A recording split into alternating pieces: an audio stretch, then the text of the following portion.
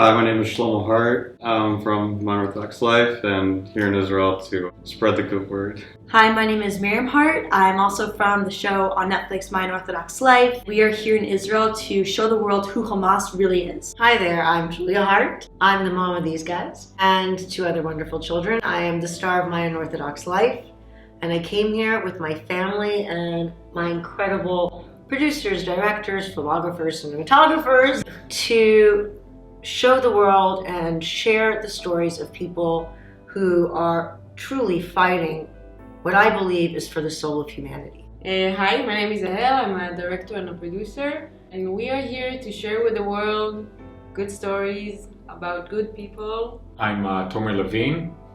This is my wife. They cut their honeymoon short so that they could come film with me and do what they thought was really important work. I'm here together with my wife and the lovely Haarts to bring the story of Israel to the world.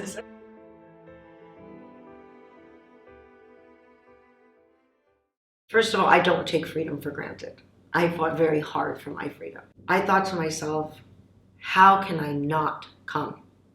If I went to Ukraine, this is my home. These are my people. Of course I have to come.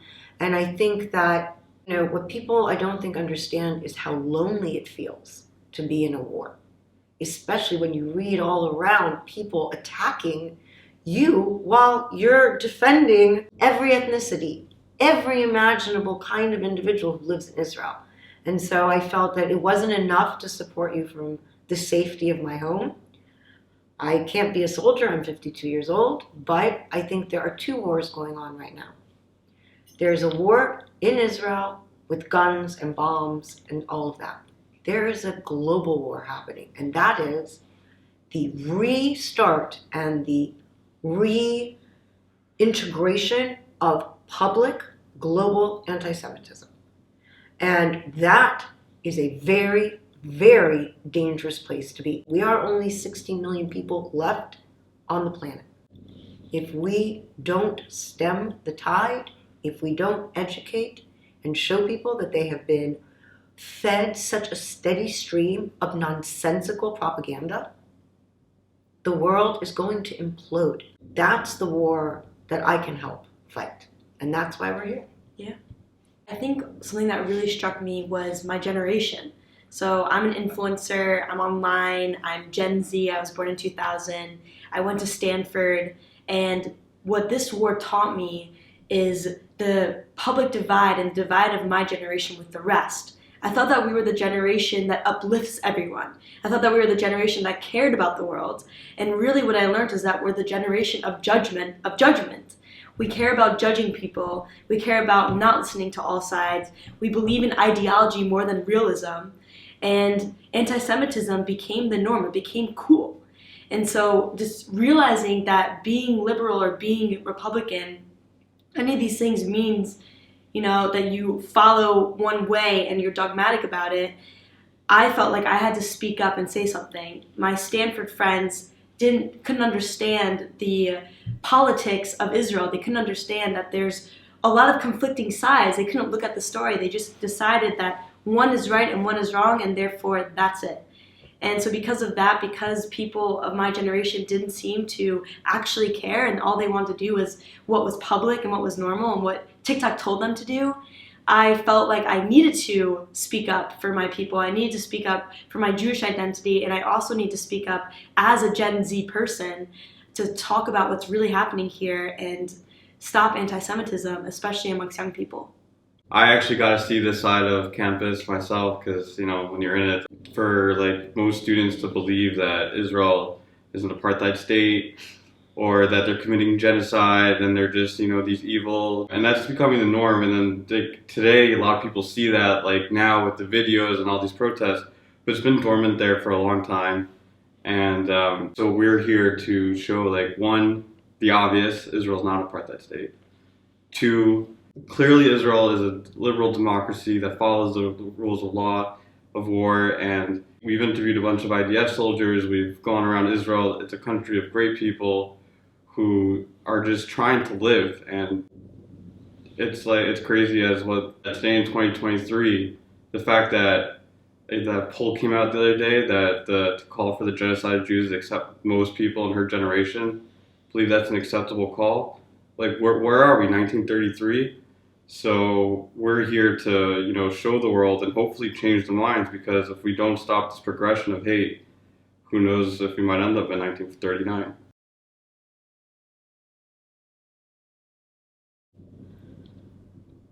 I'll be honest, when I first saw the images, I thought, this can't be right. Like, I genuinely, I didn't process it. It's really hard to process. As much as you saw, the minute it happened, I started posting and supporting and all of that. But you don't actually feel it until you see it. We went to Kibbutz Be'eri, and we were shown around by this guy. His name is Yarden Tzemach. His brother, Shachar Tzemach, was one of 5 people protecting over 1,500 farmers, nurses, accountants, doctors, waitresses. You look at these people, I mean, they were picking pomelos. These aren't criminals. These aren't militants. These are your next door neighbors. Nice, good, kind people. And then you find out, oh, you know who they farmed with, who they hired and paid and sat with and broke bread with? Gaza. Half of their workers they employed from Gaza. They consider them their friends. And if that wasn't enough, you walk around from house to house, and almost every family was part of a charitable organization that drove people from Gaza to Israeli hospitals. They volunteered to drive their Palestinian neighbors to Israeli hospitals. Israeli hospitals have been treating Palestinians from Gaza, no matter who they are, no matter what their ideology. That really hit me. Number 2, they had maps of the kibbutz. They had a map. This is where there's a family with kids. Here's a family with kids. You know where they got those maps from? From the people they were helping, from the people they invited into their homes. So I met a young woman who was actually hiding behind her door while over 300 Hamas terrorists stormed the kibbutz, and they start trying to break open her door. And then she hears one of them saying to the other, "Don't bother with these. Let's go to the houses with all the kids." They purposefully, intentionally targeted families with babies, with children. You walk into these houses and, there's coloring books amongst the rubble. There are archaeological tape because some bodies were burned so badly that they needed archaeologists to find the books.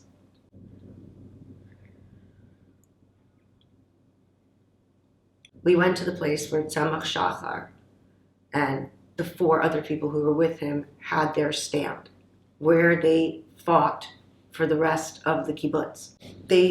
His brother pointed to the place on the floor where his blood was spilled.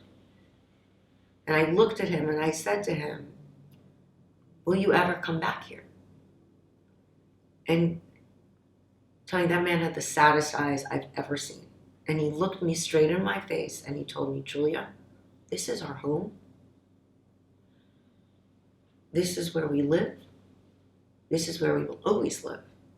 And if we leave, the militants, the terrorists, they win." And what I think people don't understand is if this was happening to any other ethnicity, where babies were being targeted and murdered, where grandparents, some of whom had lived through the Holocaust, were literally being tortured and beaten, the whole world would be in an uproar. But it's Jews, so it's okay. Oh, it's Jews, who cares? But these Jews were loving neighbors with their Muslim friends, and they considered them friends. Hamas is a scourge. There is no earthly reason why Palestinians and Israelis, why Jews and Muslims can't live together in harmony. And the proof of it is, I've met with generals. I've met with Muslims and Druze and Bedouins and Christians. And guess what? That's who the IDF is protecting. Israel is not comprised of Jews. Israel is comprised of Bedouin Muslims, religious Muslims, Druze, Christians, Jews, every imaginable person. And that's what the army is comprised of. It's not a Jewish army. I met with Druze generals, with Bedouin generals, with Muslim generals, with Christians. It is a cornucopia of humanity. And that's who Israel is protecting. On October 7th, Yahel and I were just on our honeymoon. Like, we had just got married and we were in Canada. And suddenly our home was under attack. Everything we knew had changed. We felt paralyzed. We didn't know what to do. And we were in New York and we met the Haarts and they told us about their idea to go back to Israel and to film and show the world the side of the Israelis. Mainstream media doesn't show. Like, we are good people. We want peace. We don't want war. It's important for us that you get full story of Israel, that you get to meet the Muslims and you get to meet the Druze. You really get to feel really what Israel is about. It's not a small story. It's so complex. And being Israeli is so complex. On October 7th, I was actually in Japan. I was there with my girlfriend. My girlfriend's Israeli. I remember finding out about the war through her, and she had this like deep sorrow face. Her eyes just were piercing at me, and she said, "There's a milchama. This is different." And she starts calling her grandmother and checking on her grandmother. And I remember I had this one moment where I learned for the first time what it means to be Israeli. She couldn't get through to her grandmother. Apparently there was bombs in her grandmother's neighborhood. And so she Googled a way to see the people that were killed. Some people were killed in her grandmother's neighborhood. And she was looking at the ages of all the people that were killed to see if her grandmother's age was on that list. My heart was pounding. I was like, what? This is crazy. As an American, we never have to experience death through terror. And that was the first time I understood what it means to be Israeli.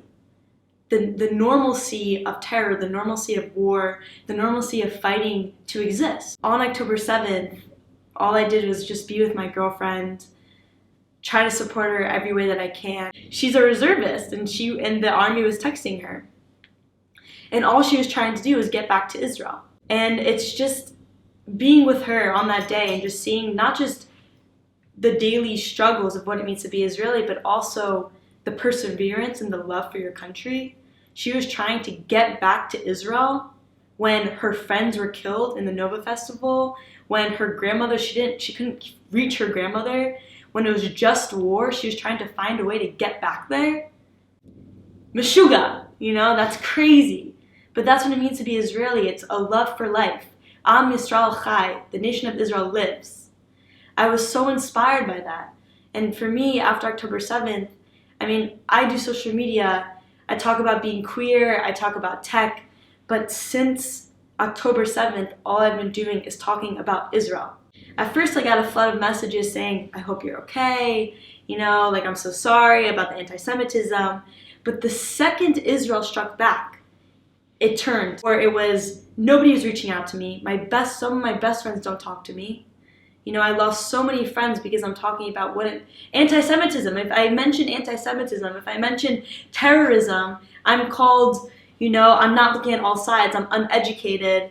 I need to take more classes at Stanford. It was really shocking to me how little support I have from my peers, especially from the gender violence perspective, from the queer perspective.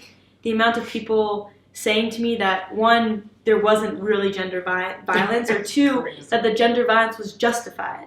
I've had friends from Stanford tell me that the gender violence was justified. They said, wake up and smell the coffee. All I can do is speak about what's happening with Israel, because I'm not going to sit around and let what happened to my great-grandparents happen to my family. We are already wiped out. We're still haven't reached the population size that we were pre-1939. We haven't reached it yet. We're still catching up to our first genocide. Let that be our only genocide. It's October 7th. I woke up in the morning and my phone was lit up. My father and brother and step-siblings and stepmom were all in Israel. And they're all Shomer Shabbat. So no phone, no way to contact them. So there's that constant fear of like, are they okay? And a lot of Jews around the world had the same fear because they couldn't get in touch with their loved ones either. Besides the fact that these terrorists joyfully filmed themselves committing atrocities and put it out to the public for glee, and then 5 days later the world's like, oh, they didn't do it. We're never again to just watching Jews run in the field and being shot at. Never again people in their houses getting burnt alive. We're done with that. And then when we fight back, you say, what are you doing, you Jews? No, we have the right to live, period, end story. You know, we want to live, and just like everyone else, we have the right to live. I myself witnessed terror in 2014, a car ramming. And that was like 2 people. And to see what these people, like I saw this person speak to a crowd of people a week later after being at the festival. I didn't know how they did that. For me, it took me like a month to get over it. Here they're a week later after seeing hundreds of people get mowed down. No, not again. What's extraordinary about Israel is that it means so many different things to so many different nationalities and people. This is the bastion of democracy in the Middle East. We met with a transgender Druze person. We met with another transgender Muslim. They talk about Israel in one voice. In Arabic or in Hebrew or in Russian. There are Ethiopians, there are blacks, there are whites. It is every nationality. That's Israel. What Israel is, it's a bastion of hope. It is proof that multiple ethnicities and faiths and culture could live together in peace and harmony. I have never been, ever been prouder to be a Jew than today. I walk these streets and first of all, 90% of the army are younger than my kids sitting here. They should be going to college. They should be partying. They should be traveling the world and exploring the universe. And instead, they're fighting for everyone, not for just Jews, for Muslims, for Christians, for humanity, for LGBTQIA. I meet people on the street and they hug me.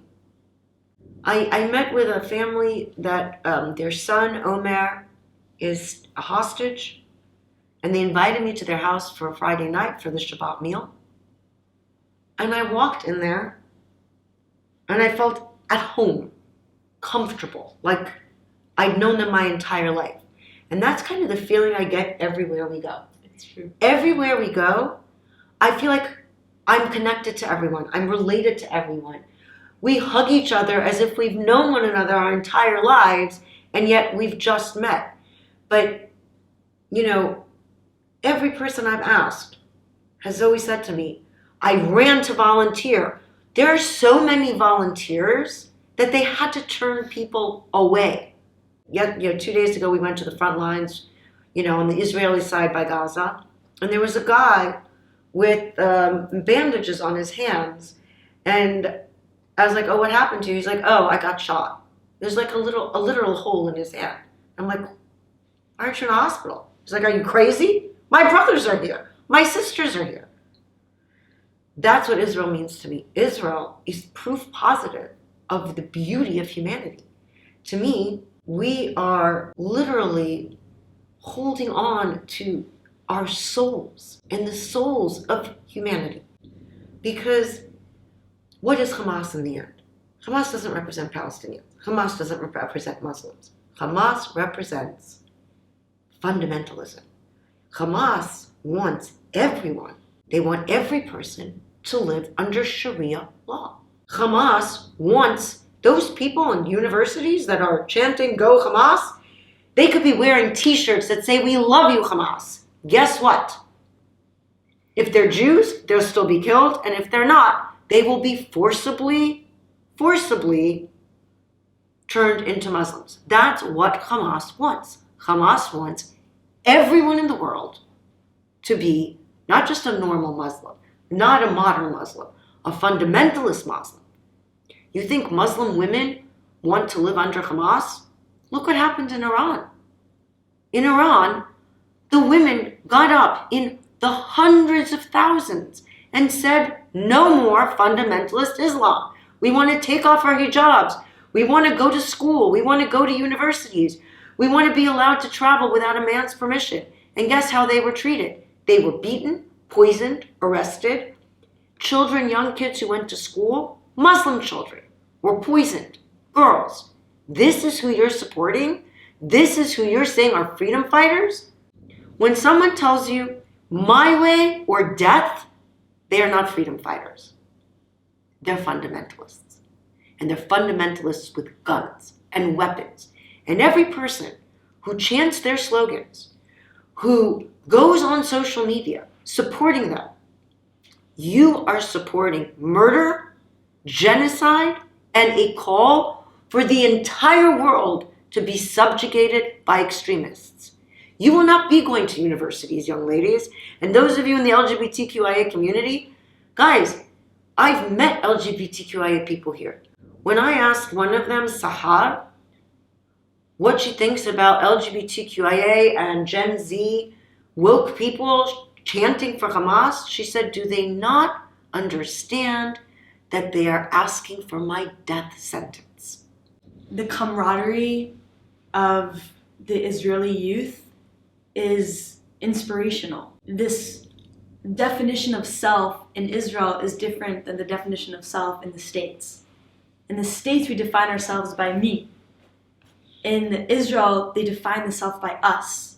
A youth in Israel represents this country of freedom, and it seeps through their soul. My girlfriend, for example, she got back to Israel as fast as she could, and she said, where can I sign up? It's just this desire to support and to uplift the next generation, and also this understanding of the past who's built the life for the present. Every single person that I've met in Israel has an incredible story, and they know their story, and they don't take that story for granted.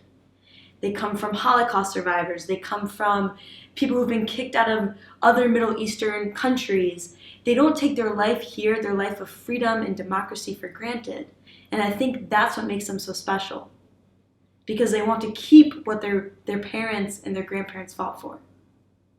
And so that inspires me. That inspires me to want to improve this country. It's this love for the country and this desire to make it better that makes you Israeli. All have this deep love to want to fight for what their parents fought for and improve this country to increase the freedom. And it's beautiful. I think coming from America, we take everything for granted. Everything. And, Amazon deliveries coming right at our doorstep. Thinking that we deserve everything. Thinking that we know what morality is. Something that I've learned from my Israeli counterparts is realism. In the US, we say that if you don't use the right gender pronouns, you are a bad person. You're canceled. And if it's rape but on a Jewish woman, then it's okay.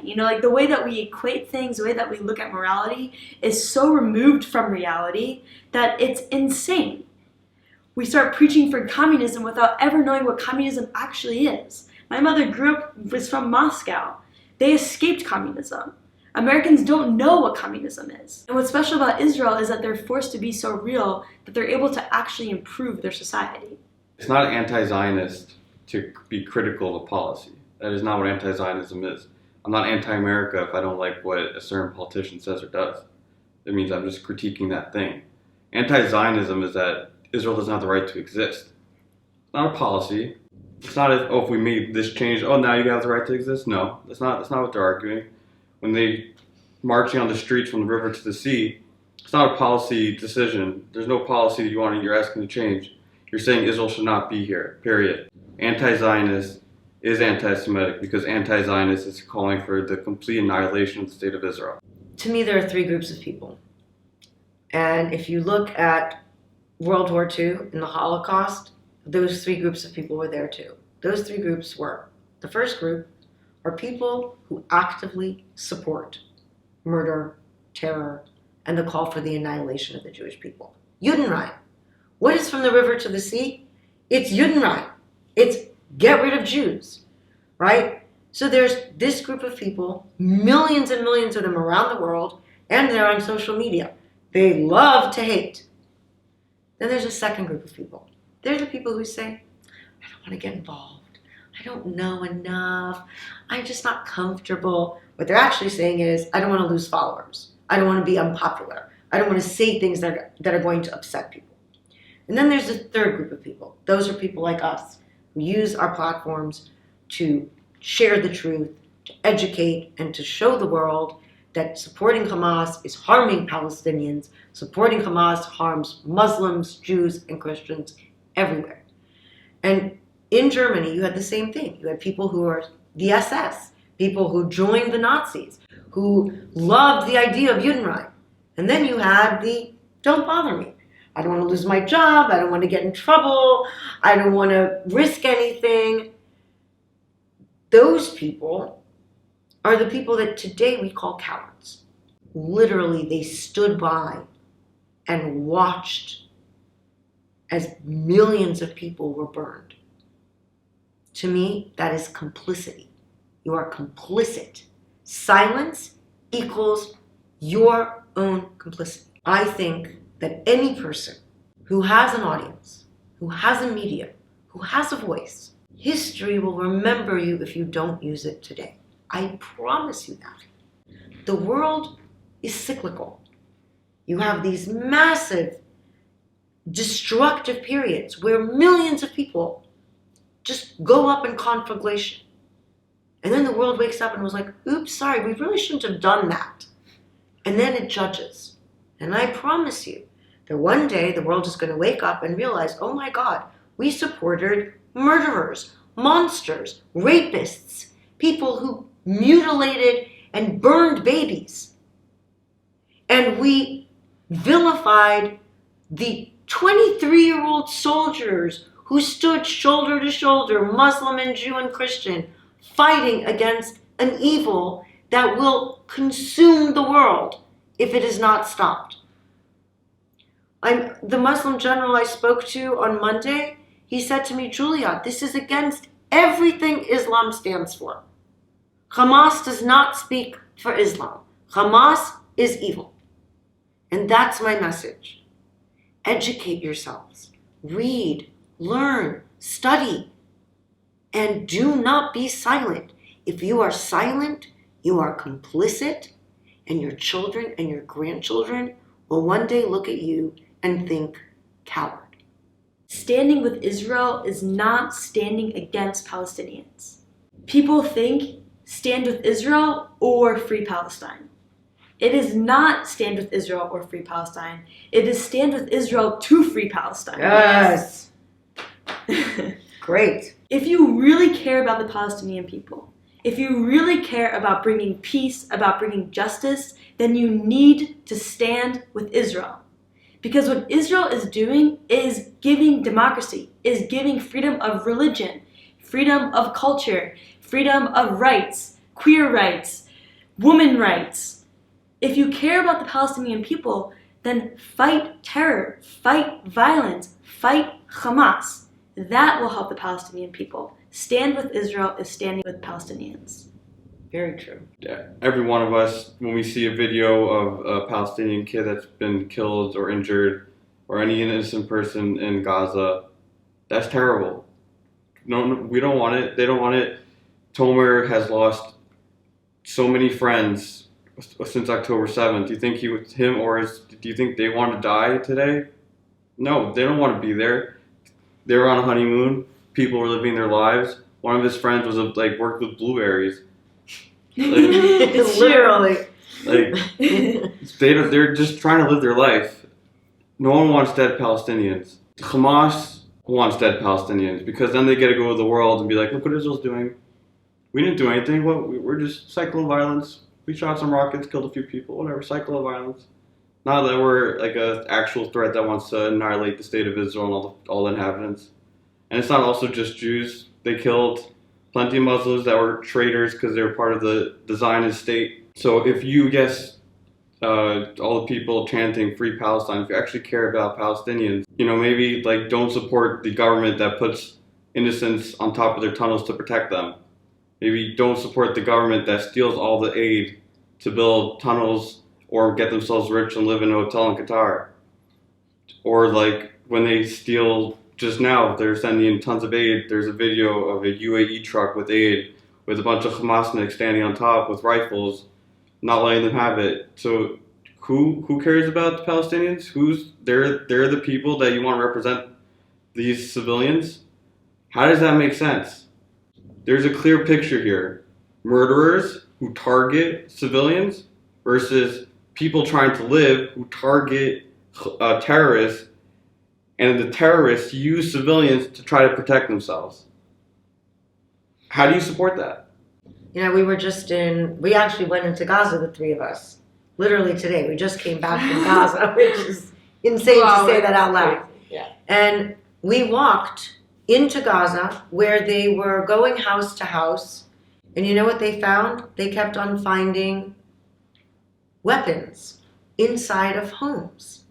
And you look at this thing and then you see images on TV and they're like, oh my God, Israel is bombing, people's houses, civilian houses. Yes, they should have been civilian houses. But guess what Hamas transformed them into? They transformed those civilian houses into war zones because they put missiles, rocket launchers. I was in a house that had a family in it. I was a picture of a kid on it, and there was a photo album. And you know what the photo album had? Their 6-year-old with an AK-47. With pride. The house next door, we saw them very, very carefully going into it. Why? Because they'd already found a rocket launcher. A family lived there. Underneath the sidewalks, they planted bombs. And as Jewish people would walk in, they would see them and explode and detonate the bombs underneath the sidewalks. So when you see these images of, places in Gaza being leveled, it's not because Israeli soldiers, and again, Israeli soldiers are Muslims, Christians, Jews. It's not because they're like, ooh, let's kill innocent Palestinians. No, these Palestinians were forced by Hamas to be locations of terror, to hide weapons, missiles. They had an entire, a cute little house. You'd think, oh wow, great neighborhood. Yeah, except there were over 40 grenades. If you put children in front of weapons and you ensure that every single terrorist is surrounded by 4-year-olds, who's actually responsible for the death of those 4-year-olds? The Israeli IDF told the innocent people, the civilians, you need to evacuate. We don't want to kill innocent people. Please evacuate. Leave the house. We know that you have ammunition in your house. We don't want to kill you. So what other army does that? Who gives a shout out hey guys, we're going there tomorrow. Usually armies keep everything they're doing close to the chest because they don't want the other side to know what they're doing. The Israeli army literally put themselves in harm's way by saying, hey guys, we're going to go over there tomorrow. We don't want to hurt you. We don't want to hurt anyone. So be careful and leave because we're coming. And they have no choice but to come. It's just outrageous that the whole world isn't celebrating them. To Hamas, a dead Palestinian is good because a dead Palestinian is a weapon against the state of Israel. The more people they can surround themselves with, the more civilians they can surround themselves with, the better they are. And I spoke to Muslims who told me, Julia, Hamas is starving their own people. There's so many billions of dollars in aid, it's not going to them. You know why these people in Kibbutz Be'eri had to take people from Gaza to the hospitals? Because Gaza didn't build their own hospitals. Those hospitals are really places of ammunitions. They had the money. They were given the infrastructure. Israel left. And instead of using that money for their people, Hamas chose to use it for murder and the annihilation of the Jewish people. They don't care about Palestinians. They don't care about life. There was an interview recently by a Hamas official in Russia, and he says, Israelis love life. We love death. Listen to their own words. Ceasefire sounds great. Amazing. No more killing. Yay. So you hear people say, oh yes, I'm with Israel, but ceasefire would be so nice. What they don't understand is what ceasefire actually means. You know what a ceasefire means? A ceasefire means both sides stop fighting. You can't have a ceasefire when the last ceasefire we had, guess what day it was? October 6th. The last ceasefire that Israel did was the day before this terrorist attack. That's what ceasefire means to Hamas. And Hamas has openly come out on their own TV stations saying, yes, let's have a ceasefire so we can regroup, get more weapons, and do another terrorist attack. That's not a ceasefire. If someone is standing with a gun in front of your house, ready to murder your family, you putting down your weapons isn't ceasefire. You putting down your weapons is suicide. When you ask for ceasefire, what you are saying is Jews, Israelis, Muslims, Druze, Christians, put down your weapons, go like this, and accept to die.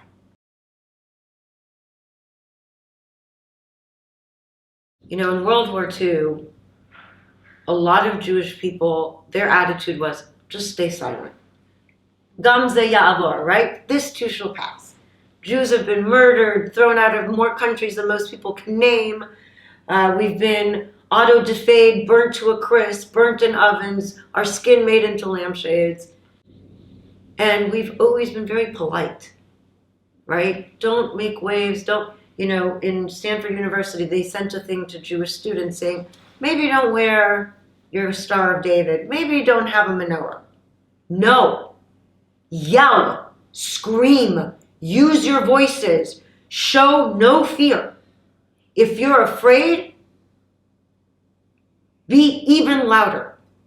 If you are afraid to wear a Star of David or to put any kind of Jewish symbol, get a bigger one.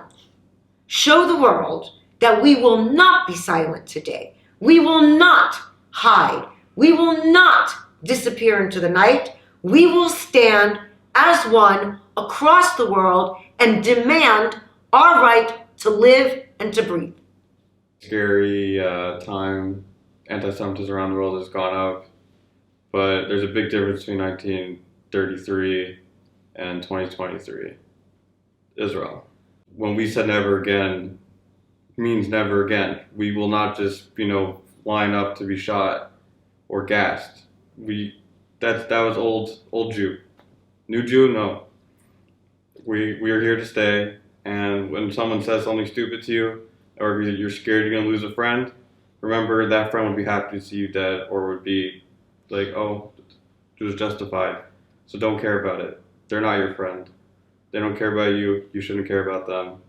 And remember that worst case scenario, Israel's here, but hopefully we will fight and keep our voices and change them. Yesterday we met this transgender man. Here's what really blew my mind. To me, this was like, this is the future of humanity. If we can do this, this is the future of humanity. At the very end of the day, he invited us to his mother's house. And they're a Muslim family. And there was food, and we were like, what's going on? He's like, oh, I give Arabic lessons to Israelis. And then we're sitting there in his house that has all the, it's got the Quran, and they're a very religious family.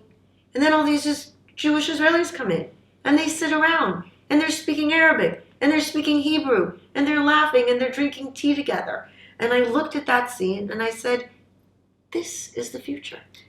It's possible if there's no Hamas. This is the heart of Israel. I think just for everyone who has their own preconceived notions of Israel, hop on a plane and come see what Israel really stands for. We'll take you on a tour. They're amazing. They know everybody. Stand with Israel, stand with us.